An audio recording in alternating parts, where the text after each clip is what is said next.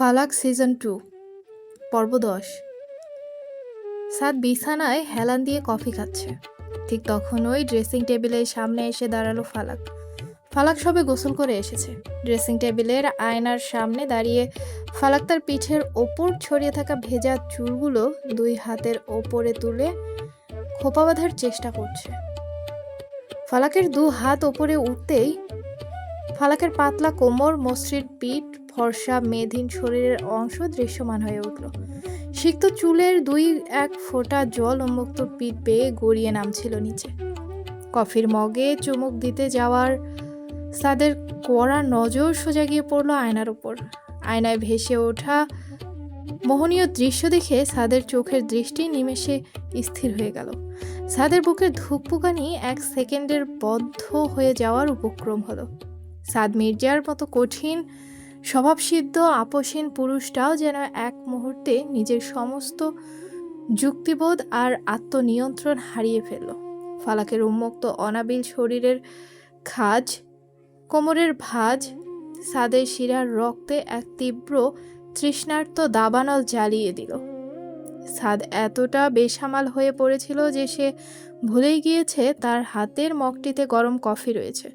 এক দৃষ্টিতে আয়নার দিকে তাকিয়ে থেকে সাদ নিজের অজান্তেই কফির মগটা ঠোঁটে চেপে চুমুক বসিয়ে দিল। আহ! তীব্র তাপে সাদের ঠোঁট আর জিভ পুড়ে ঝালাপালা হয়ে গেল। যন্ত্রণার চোটে সাদ তার সাথে সাথে কফির মগটা টেবিলের উপর সজোরে নামিয়ে রাখল। কফি বিছানায় ছিটকে কিছুটা পড়ল টেবিলে। সাদ নিজের পোড়া ঠোঁট আর জিভ সামলাতে না পেরে এক হাত দিয়ে মুখ চেপে ধরল। দাঁতে দাঁত চেপে চোখ দুটো বন্ধ করল। সাদের তীক্ষ্ণ মেধহীন চোয়ালের রগগুলো মুহূর্তে ভেসে উঠল। কফির মগের বিকট শব্দে ফালাক চমকে উঠল। হাত থেকে খোপার কাঁটাটা পড়ে যাওয়ার উপক্রম হলো। ফালাক আয়নার মধ্যে দিয়ে পেছনে তাকালো। সাদের মুখটা লাল হয়ে আছে। ফালাক উদ্বেগ মেশানো কণ্ঠে দ্রুত সাদের দিকে এগিয়ে এসে জিজ্ঞেস করলো, কি হয়েছে আপনার? মুখ চেপে আছেন কেন? ছাদ ঝট করে চোখ খুলল। ছাদের তীব্র তৃষ্ণার্ত চোখ দুটো সোজা গিয়ে পড়লো ফালাকের মুখের উপর। ফালাক ছাদের পোড়া ঠোঁটের কোণে হালকা লালচে দাগ দেখে বুঝতে পারলো কি ঘটেছে। ছাদ কিছু বলল না, মনে মনে আওড়াতে থাকে, তোমার এই অনাবিল রূপ আমার সমস্ত আত্মনিয়ন্ত্রণ ছারখার করে দিচ্ছে ফালাক। জিবার ঠোঁট পুড়েছে কফিতে, কিন্তু মনের ভেতর যে আগুন জ্বালিয়েছ তার হিসেব তুমি কিভাবে দেবে? সাদ ওখান থেকে উঠে চলে গেল। রাতের দিকে সাদের শরীরটা অসম্ভব ভারী কাঁপতে শুরু করলো। ফালাক রান্নাঘর থেকে বাইরে বের হয়ে এলো। সাদের দিকে তাকাতেই ফালাকের পা দুটো থেমে গেল। সাদের চোখ দুটো লাল হয়ে বুজে আছে। এমন কঠিন আপসহীন পুরুষকে এভাবে নিস্তেজ হয়ে সোফায় পড়ে থাকতে ফালাক কখনো দেখেনি। ফালাক দ্রুত সাদের কাছে এগিয়ে এসে হাঁটু গেড়ে বসল। আপনার কি হয়েছে? শরীর খারাপ লাগছে? সাদ ধীরে সুস্থে ভারী চোখের পাতা দুটো আজ খোলা করলো। সাদের ক্লান্ত দৃষ্টি সোজা গিয়ে পড়লো ফালাকের ওপর। সাদ কোনো কথা বলতে পারল না। ফালাক হাতটা সাদের কপালে রাখতেই আঁতকে উঠল। আগুনের মতো সাদের পুরো শরীর, গায়ে তীব্র জ্বর চলে এসেছে। এত জ্বর আপনার? উঠুন, ঘরে চলুন প্লিজ। ফালাক সাদের একটা হাত নিজের কাঁধের ওপর টেনে নিয়ে তাকে সোফা থেকে তোলার চেষ্টা করলো। সাদের মতো সুগঠিত লম্বা পুরুষকে টেনে তোলা ফালাকের জন্য কঠিন ছিল, কিন্তু এই মুহূর্তে সমস্ত শক্তি একত্র করে সে সাদকে ধরে ধরে বিছানায় এনে শুয়ে দিল। সাদ শুয়ে পড়তেই চোখ বন্ধ করে ফেলে। জ্বরের ঘরে তার সারা শরীর কাঁপছে। যে পুরুষ পুরো ধমকে তটস্থ করে রাখতে পারে সেই সার্জন সাদ মির্জা আজ জ্বরের সাথে একদম অসহায় হয়ে পড়েছে।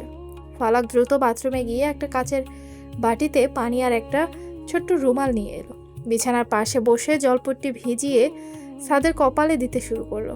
ঠান্ডা রুমালের ছোঁয়া পেতেই সাদের শরীরটা কেঁপে উঠল। জ্বরে ঘোরে বিড়বিড় করে উঠল। ফালাক ভেজা রুমালটা নিংড়ে আবার সাদের কপালে রাখলো। সাদ হঠাৎ বিছানা থেকে উঠে এসে ফালাকের কোমর জড়িয়ে ধরল। সাদ ফালাকে নিজের দিকে সামান্য টেনে এনে ফালাকের কোল ঘেঁষে নিজের মুখটা গুজে দিল। সাদের তপ্ত নিঃশ্বাস ফালাকের পেটে এসে আছড়ে পড়তে লাগলো। ডক্টর সাহেব, ছাড়ুন, পানি পড়ে যাবে, ফালাক ধীর গলায় বলল। সাদ যেন ফালাকের কোলটাকে পরম আশ্রয়ের মতো আঁকড়ে ধরে বাচ্চাদের মতো শুয়ে রইল।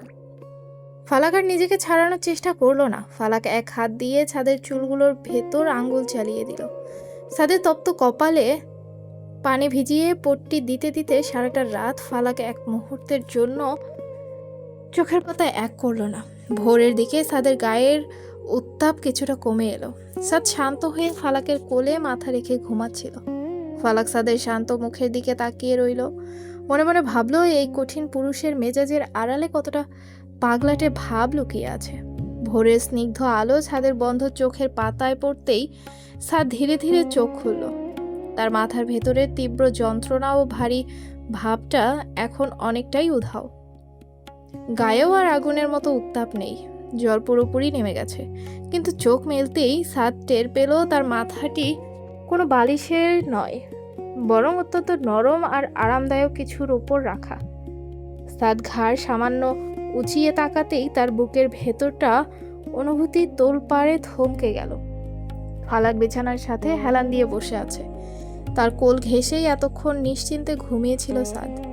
ফালাকের এক হাত তখনও ছাদের চুলের ভেতর সুবিন্যস্তভাবে জড়িয়ে আছে, আর অন্য হাতটিতে রুমাল শক্ত করে ধরা।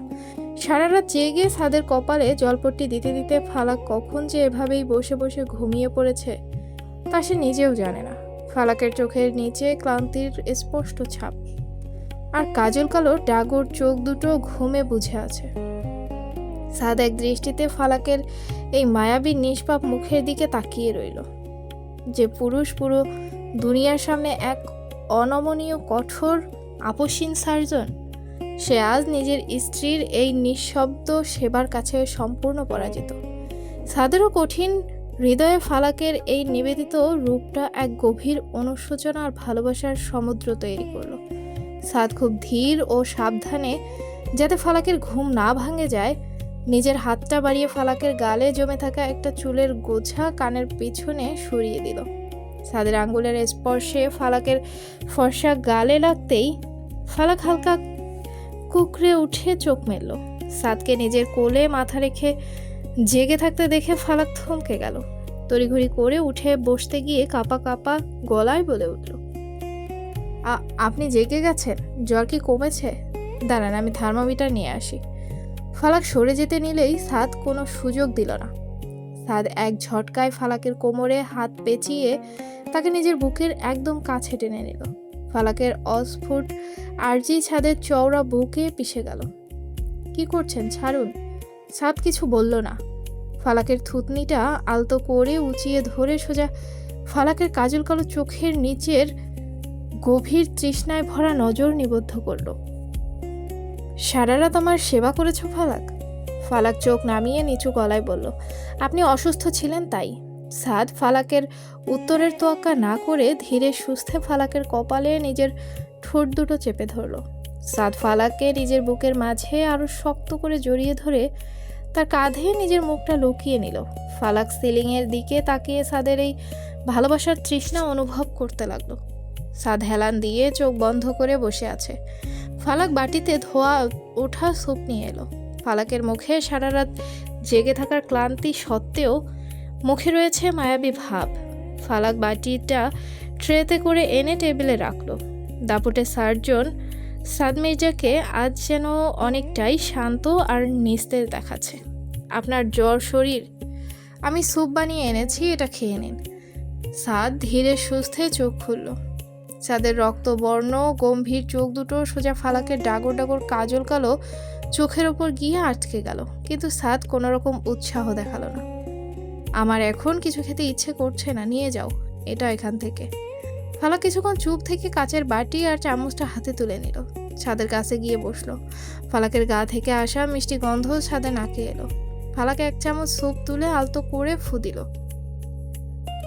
তারপর চামচটা ছাদের ঠোঁটের একদম সামনে ধরে। ছাদ ফালাকের দিকে চমকে তাকালো।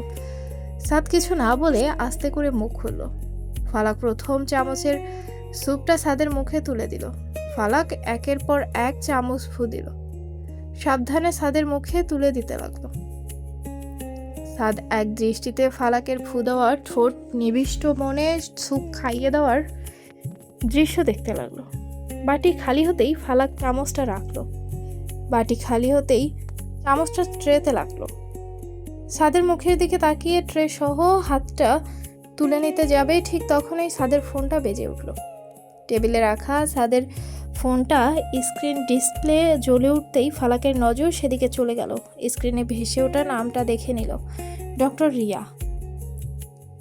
সাদ একবার ফোনের দিকে তাকালো, তারপর কোনো তাড়াহুড়ো না করে অত্যন্ত নির্বিকার ভঙ্গিতে কলটা কেটে ফোনটা উল্টে টেবিলে রেখে দিল। সাদের মুখে তখন সামান্যতম কোনো ভাবান্তর বা রিয়ার প্রতি কোনো আগ্রহের লেশমাত্র নেই।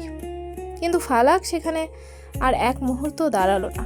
রিয়ার নামটা দেখার পর ফালাকের বুকের ভেতর কেমন যেন একটা সূক্ষ্ম সূচ ফোটার মতো ব্যথা করলো। দ্রুত হাতে ট্রেটা তুলে নিয়ে নিচু গলায় বলল, আমি কিচেনে যাচ্ছি। সাদ ঠান্ডা স্বরে শুধু বলল, ফালাক রান্নাঘরে চলে যাওয়ার পর সাদ সোফায় একা বসে রইল। রিয়ার কলটা যে তার কাছে সম্পূর্ণ অর্থহীন এবং বিরক্তিকর সেটা সাদ নিজেই বুঝতে পারল। এখন তার সমস্ত মনোযোগ কেবল ওই সাধারণ শাড়িতে জড়িয়ে থাকা মেয়েটার দিকে আটকেই থাকে, যে কিনা একটু আগে নিজ হাতে তাকে স্যুপ খাইয়ে দিয়েছে।